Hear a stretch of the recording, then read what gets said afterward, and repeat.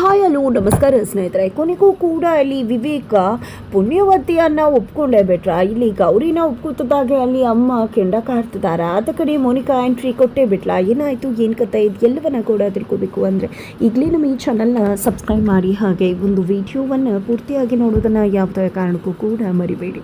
ಇಲ್ಲಿ ಅಚ್ಯುತ್ ಆತನ 50ನೇ ವರ್ಷದ ಒಂದು ವೆಡ್ಡಿಂಗ್ ಆ್ಯನಿವರ್ಸರಿ ಸೆಲೆಬ್ರೇಷನ್ ಇದೆ. ಆ ಒಂದು ಸೆಲೆಬ್ರೇಷನ್ಗೆ ಗೌರಿ ಅಪ್ಪ ಅಮ್ಮನನ್ನು ಕೂಡ ಅಚ್ಯುತ್ ಆತ ಇನ್ವೈಟ್ ಮಾಡಿದ್ದಾರೆ. ಇದರಿಂದಾಗಿ ನಿಜಕ್ಕೂ ಅಪ್ಪ ಅಮ್ಮನಿಗೆ ತುಂಬ ಖುಷಿ ಆಗಿದೆ. ತಾವು ಕೂಡ ತನ್ನ ಮಗಳ ಮನೆಗೆ ಹೋಗ್ಬೋದು, ಅವಳು ಸಂಸಾರದಲ್ಲಿ ಎಷ್ಟು ಖುಷಿಯಾಗಿದ್ದಾಳೆ ಅಂತ ನೋಡ್ಬೋದು ಅಂತ.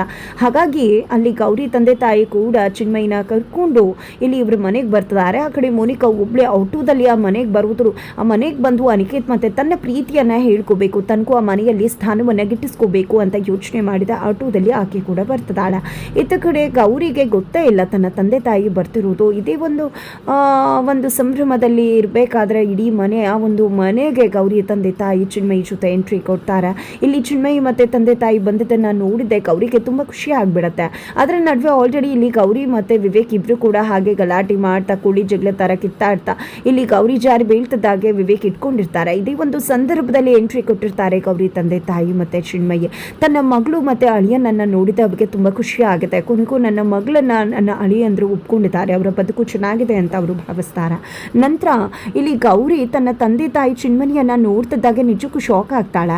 ಏನದು, ನೀವಿಲ್ಲಿ, ನಿಮ್ಮನ್ನು ಯಾರು ಇನ್ವೈಟ್ ಮಾಡಿದ್ರು ಅಮ್ಮ ಅಂತ ಕೇಳಿದಾಗ ನಿಮ್ಮ ಅಜ್ಜಿ ತಾತನೇ ಇನ್ವೈಟ್ ಮಾಡಿದ್ರು. ಅವ್ರು ಎಷ್ಟು ಒಳ್ಳೆಯವ್ರು ಗೊತ್ತಾ, ಕಾಲ್ ಮಾಡಿ ನೀವು ಬರಲೇಬೇಕು ಈ ಸಂಭ್ರಮಕ್ಕೆ ಅಂತ ಹೇಳಿದರು. ಹಾಗಾಗಿ ಅವ್ರ ಮಾತಿಗೆ ಇಲ್ಲ ಅಂತ ಹೇಳೋಕ್ಕಾಗಲಿಲ್ಲ. ಹಾಗಾಗಿ ನಾವು ಕೂಡ ಬಂದ್ವಿ ಅಂತ ಹೇಳಿ ಚಿನ್ಮಯಿ ಹಾಗೆ ತಂದೆ ತಾಯಿ ಮೂವರು ಕೂಡ ಹೇಳ್ತಾರೆ. ಅಮ್ಮ ನೀವು ಬಂದಿರೋದು ನಂಗೆ ತುಂಬ ಖುಷಿ ಆಗ್ತಿದೆ, ಎಷ್ಟು ಖುಷಿ ಆಗ್ತಿದೆ ಗೊತ್ತಾ ನೀವು ಬಂದಿರೋದು ಅಂತ ಹೇಳಿದೆ. ಗೌರಿ ಅವರನ್ನು ಕರ್ಕೊಂಡು ಬಂದು VIP ಸೀಟಲ್ಲಿ ಕೂರಿಸ್ತಾಳೆ. ನಾನಂತೂ ನಿಮ್ಮನ್ನು ಕರೆಯೋಕ್ಕಾಗಲಿಲ್ಲ, ಆದರೆ ಅಜ್ಜಿ ತಾತನಾದರೂ ನಿಮ್ಮನ್ನು ಕರೆದ್ರಲ್ವ, ನೀವು ಬಂದಿದ್ದ ನಂಗೆ ತುಂಬಾ ಖುಷಿ ಆಯಿತು. ನನಗೆ ಸ್ವಲ್ಪ ಕೆಲಸ ಇದೆ, ಮಾಡಿಬಿಟ್ಟು ಬರ್ತೀನಿ ಅಂದಾಗ, ಖಂಡಿತ ಮಗಳ ನೀನು ಇಡೀ ಮನೆ ಜವಾಬ್ದಾರಿಯನ್ನು ತಗೊಂಡು ಕೆಲಸ ಮಾಡ್ತಿದ್ಯಲ್ವ, ನೋಡೋಕ್ಕೆ ತುಂಬ ಅಂದರೆ ತುಂಬ ಖುಷಿ ಆಗ್ತದೆ, ಹೋಗು ನೀನು ಕೆಲಸ ಮಾಡು ಅಂತಾರೆ.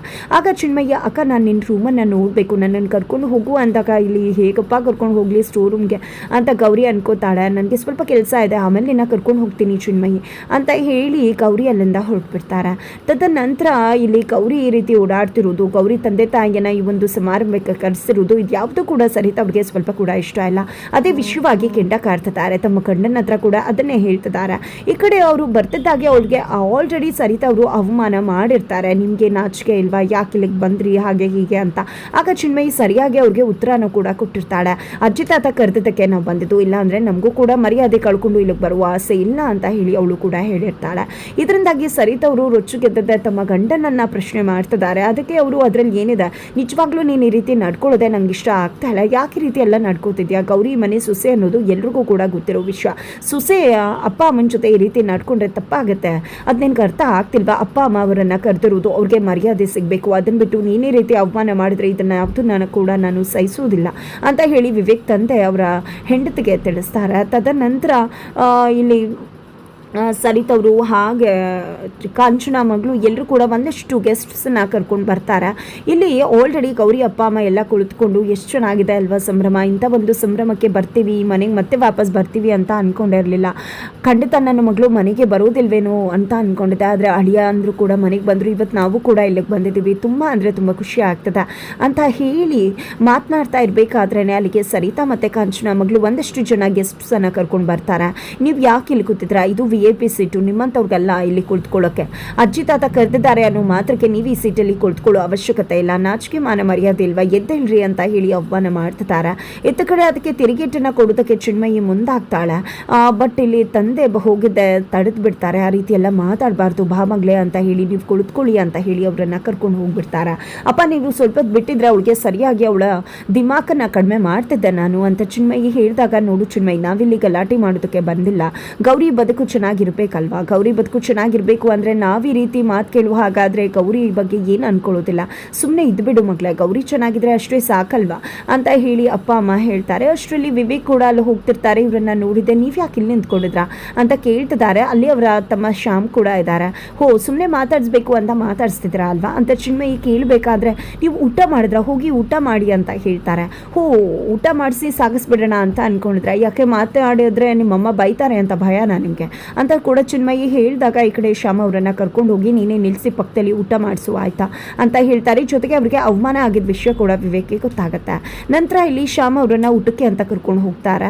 ಏನದು ಇಷ್ಟು ಬೇಗ, ಬೇಡ ನಾವು ಆಮೇಲೆ ಮಾಡ್ತೀವಿ ಅಂದಾಗ ಪರವಾಗಿಲ್ಲ ಊಟ ಮಾಡಿ ಫಂಕ್ಷನ್ ನೋಡಬಹುದು, ಬನ್ನಿ ಊಟ ಮಾಡಿ ಅಂತ ಹೇಳಿ ಶ್ಯಾಮ್ ಕರ್ಕೊಂಡು ಹೋಗಿ ತಾನೇ ಮುಂದೆ ನಿಂತು ಎಲ್ಲವನ್ನ ಕೂಡ ಬಡಿಸಿ ಊಟ ಮಾಡಿ ಅಂತ ಹೇಳ್ತಾರೆ. ಅಷ್ಟರಲ್ಲಿ ಅವ್ರಿಗೆ ಫೋನ್ ಬರುತ್ತೆ, ಅಲ್ಲಿಂದ ಹೊರಟ್ಬಿಡ್ತಾರೆ. ಆ ಕಡೆ ಅನಿಕೇತ್ನ ಹೋಗಿ ಭೇಟಿ ಮಾಡಿ ನನ್ನ ಅನಿಕೇತ್ ಲವ್ ಸ್ಟೋರಿಯನ್ನು ನೋಡಬೇಕು, ಆ ಮನೇಲಿ ಗೌರಿನ ಹೇಗೆ ಒಪ್ಕೊಂಡ್ರು ಹಾಗೆ ನನ್ನನ್ನು ಕೂಡ ಒಪ್ಕೋತಾರೆ, ಆಮೇಲೆ ಗೌರಿ ನನ್ನ ಬಗ್ಗೆ ಎಲ್ಲರ ಮನಸ್ಸಲ್ಲೂ ಕೂಡ ತಪ್ಪು ಭಾವನೆನ ಕ್ರಿಯೇಟ್ ಮಾಡೋದಲ್ವ, ಆ ನಂತರ ನಾನು ಅಲ್ಲಿ ಹೋದ್ಮೇಲೆ ಗೌರಿ ಸ್ಥಾನ ಎಲ್ಲಿರಬೇಕು ಅನ್ನೋದನ್ನು ನಾನು ಡಿಸೈಡ್ ಮಾಡ್ತೀನಿ ಅಂತ ಅಂದ್ಕೊಂಡಂತಹ ಮೋನಿಕಾ ಆ ಒಂದು ಫಂಕ್ಷನ್ ನಡೀತಿರೋ ಜಾಗಕ್ಕೆ ಹೋಗ್ತಿದ್ದಾಳೆ. ಇತ್ತ ಕಡೆ ಸರಿತಾ ಅವರು ತುಂಬ ಸೆಟ್ ಮಾಡ್ಕೊಂಡಿದ್ದಾರೆ. ನೋಡಿದ್ರೆ ಅತ್ತೆ ಏನೆಲ್ಲ ಆಗೋಯ್ತು, ಅವತ್ತು ನಿಮ್ಮ ಸೊಸೆ ಚಾಲೆಂಜ್ ಮಾಡಿದ್ಲು, ಅಮ್ಮನಿಗೆ ಹೇಳಿದ್ಲು, ಅಮ್ಮ ನಿಮ್ಮನ್ನ ಈ ಮನೆಗೆ ಮರ್ಯಾದೆಯಿಂದ ಕರೆಯೋ ದಿನ ಬರುತ್ತೆ ಅಂತ. ಕೊನೆಗೂ ಕೂಡ ದಿನ ಬಂದೇ ಬಿಡ್ತಾಳ, ಅವಳೇ ಗೆದ್ದು ಬಿಟ್ಲಲ್ಲ. ಅಲ್ಲಿ ಅಪ್ಪ ಅಮ್ಮನ ಜೊತೆ ಮಾತಾಡಿ ಅವ್ರಿಗೆ ಒತ್ತಡ ಹಾಕಿ ತನ್ನ ತಂದೆ ತಾಯಿಯನ್ನು ಕರೆಸ್ಕೊಂಡು ನಿಮ್ಮ ಮುಂದೆ ಗೆದ್ದಿಲ್ಲಲ್ಲ, ಗೆದ್ದು ಬೀಗದ ಮೇಲೆ ಅವಳನ್ನ ಹಿಡಿದು ನಿಲ್ಸೋಕ್ಕಾಗತ್ತಾ? ಪ್ರತಿ ಹೆಜ್ಜೆಯಲ್ಲೂ ಕೂಡ ಅಮ್ಮು ಬಿಂಬು ತೋರಿಸ್ತಾರೆ, ನಿಜಕ್ಕೂ ಈ ರೀತಿ ಆಗಬಾರ್ದಿತ್ತು ಅಂತ ಹೇಳಿ ಕಾಂಚನ ಹೇಳಿದಾಗ ಇದಕ್ಕೆಲ್ಲ ನೀನೇ ಕಾರಣ ಅಲ್ವಾ, ನೀನೇ ತಾನೇ ಅವಳನ್ನು ಮದುವೆ ಮಾಡಿಸಿದ್ದು, ನಿನ್ನಿಂದ ತಾನೇ ಇಷ್ಟೆಲ್ಲ ಆಗ್ತಿರೋದು ಅಂತ ಸರಿತಾ ಅವ್ರು ಹೇಳ್ತಾರೆ. ಅಯ್ಯೋ ಅದಕ್ಕೆ ನಾನೇನು ಬೇಕು ಅಂತ ಮದುವೆ ಮಾಡಿಸದ್ನ, ಮೋನಿಕಾ ಬರ್ತಾಳೆ, ಚಿನ್ಮಯಿ ಉಡ್ಕೊಂಡು ಬರೋಕೆ ಹೋಗಿದ್ದಾಳೆ ಅಂದ್ಕೊಂಡು ಅಲ್ಲಿವರೆಗೂ ಮರ್ಯಾದೆ ಉಳಿಸ್ಬೇಕು ಅಂತ ಗೌರಿನ ಅಲ್ಲಿ ಕೂರಿಸ್ದೆ. ಆದರೆ ಏನು ಮಾಡೋದು, ಆಗ ಮೋನಿಕಾ ಬರಲಿಲ್ಲ, ಹಾಗಾಗಿ ಅವಳು ಮದುವೆ ಆಯಿತು, ಅದಕ್ಕೆ ನಾನು ಹೊಣೆ ಆಗ್ತೀನ. ಇದೆಲ್ಲದಕ್ಕೂ ಕೂಡ ಉತ್ತರ ಸಿಗಬೇಕು ಅಂದರೆ ಮೋನಿಕಾ ಇಲ್ಲಿಗೆ ಬರಬೇಕು. ಮೋನಿಕಾ ಬಂದ ನಂತರನೇ ಎಲ್ಲ ಸತ್ಯಕ್ಕೂ ಕೂಡ ತೆರೆ ಬೀಳುವುದು, ಸತ್ಯ ಏನು ಅನ್ನೋದು ಹೊರಗಡೆ ಬೀಳುವುದು ಅಂತ ಹೇಳಿ ಕಾಂಚನ ಹೇಳ್ತಾರೆ. ಈ ಕಡೆ ಸರಿತಾ ಅವರು ಕೂಡ ಮೋನಿಕಾ ಬಂದರೆ ಅವಳಿಂದ ಪ್ರಶ್ನೆ ಮಾಡಿ ಸತ್ಯವನ್ನು ಬಾಯ್ಬಿಡಿಸ್ಬೋದು ಅಂತ ಕಾಯ್ತಿದ್ದಾರೆ. ಮೋನಿಕಾ ಕೂಡ ಅದೇ ಟೈಮ್ಗೆ ಆ ಒಂದು ಮನೆಗೆ ಎಂಟ್ರಿ ಕೊಡ್ತಿದ್ದಾಳೆ. ಇದೆಲ್ಲದರ ನಡುವೆ ಆ ಕಡೆ ಅಜ್ಜಿ ತಾತನ್ನ ರೆಡಿ ಮಾಡ್ತಿದ್ದಾರೆ, ಈ ಕಡೆ ವಿವೇಕ ತಾತನನ್ನು ರೆಡಿ ಮಾಡ್ತಿದ್ರೆ, ಈ ಕಡೆ ಅಜ್ಜಿಯನ್ನು ಗೌರಿ ರೆಡಿ ಮಾಡ್ತಿದ್ದಾರೆ. ಜೊತೆಗೆ ಆ ಕಡೆ ಎಲ್ಲ ಗಂಡಸರಿದ್ದಾರೆ, ಈ ಕಡೆ ಅಜ್ಜಿನ ರೆಡಿ ಮಾಡೋ ಕಡೆ ಎಲ್ಲ ಹೆಣ್ಮಕ್ಳು ಇದ್ದಾರೆ. ಆ ಕಡೆ ತಾತ ಮತ್ತು ಅಜ್ಜಿ ಇಬ್ಬರು ಕೂಡ ತಮ್ಮ 50 ವರ್ಷದ ಸಂಸಾರ ಹೇಗೆ ಸಾಕ್ತು, ಅದರ ಗುಟ್ಟೇನು, ಗುಟ್ಟು ಮಾಡದೇ ಇರೋದೇ ಗುಟ್ಟು, ಇಬ್ಬರು ಕೂಡ ಪರಸ್ಪರ ಅರ್ಥ ಮಾಡ್ಕೋಬೇಕು. ಜೊತೆಗೆ ಯಾರ ಮೇಲೂ ಯಾರು ಕೀಳು ಅನ್ನೋದು ನಾನು ನೋಡಿದೆ, ಇಬ್ಬರು ಕೂಡ ಪರಸ್ಪರ ಗೌರವಿಸಬೇಕು. ಜೊತೆಗೆ ಅವ್ರಿಗೆ ಅವರೇ ಹೀರೋ, ಅವ್ರಿಗೆ ಅವರೇ ಹೀರೋಯಿನ್ ಆಗಿರಬೇಕು. ಆಗ ಮಾತ್ರ ಈ ಒಂದು ಸಂಸಾರ ಇಲ್ಲಿವರೆಗೂ ಬರೋದಕ್ಕೆ ಸಾಧ್ಯವಾಗತ್ತೆ. ಜೊತೆಗೆ ನಾನು ಎಂದೂ ಕೂಡ ಆಕೆಯನ್ನು ಬೇರೆ ರೀತಿಯಾಗಿ ನೋಡಿದ್ದಿಲ್ಲ, ತಾಯಿ ಥರನೇ ನೋಡ್ತಿದ್ದೆ ಅಂತ ತಾತ ಹೇಳಿದ್ರೆ, ನನ್ನನ್ನು ಅವರು ಮಗು ಥರ ನೋಡ್ಕೊಂಡಿದ್ದಾರೆ ಅಂತ ಅಜ್ಜಿ ಹೇಳ್ತಾರೆ. ಇವರಿಬ್ಬರ ಬಾಂಧವ್ಯವನ್ನು ನೋಡಿದೆ, ನಿಮ್ಮ ರೀತಿಯೇ ನಮಗೂ ಬದುಕಬೇಕು ಅನಿಸುತ್ತೆ, ನೀವೇ ನಮ್ಮನ್ನ ಸಂಸಾರವನ್ನು ಸರಿದೂಗಿಸ್ಕೊಂಡು ಹೋಗೋದಕ್ಕೆ ಆದರ್ಶವಾಗಿರ್ತೀರಾ ಅಂತ ಹೇಳಿ ಎಲ್ಲರೂ ಕೂಡ ಮಾತನಾಡ್ತಾರೆ.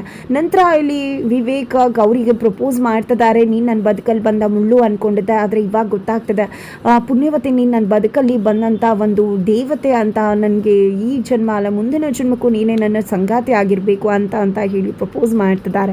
ಗೌರಿಗಂತೂ ತುಂಬಾ ಖುಷಿ ಆಗಿಬಿಟ್ಟಿದೆ. ಹಾಗಿದ್ರೆ ನಿಜಕ್ಕೂ ಕೂಡ ಇಲ್ಲಿ ಗೌರಿ ಮೇಲೆ ವಿವೇಕ್ಗೆ ಪ್ರೀತಿ ಆಯ್ತಾ, ಏನಾಯಿತು ಏನು ಕಥೆ ತಿಳ್ಕೋಬೇಕು ಅಂದರೆ ಮುಂದಿನ ವೀಡಿಯೋಗೆ ವೇಟ್ ಮಾಡೋದನ್ನು ಮರಿ.